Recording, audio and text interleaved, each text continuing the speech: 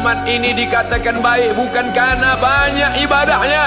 Umat ini dikatakan baik bukan karena dia pergi bolak-balik ke kota Makkah Al-Mukarramah untuk haji dan umrah. Allah puji umat ini, kuntum khaira ummah, kalian umat terbaik. Kapan? Bila umat ini disebut umat terbaik? Ta'muruna bil ma'ruf, ketika engkau sanggup mengingatkan saudaramu dalam kebaikan.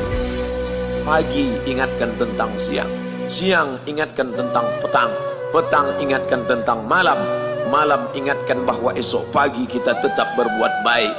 Wa tanhauna 'anil munkar, larang mereka dari perbuatan mungkar. Maka hari-hari yang sudah kita lewati di masa yang lalu, sanggupkah akan pulang kembali?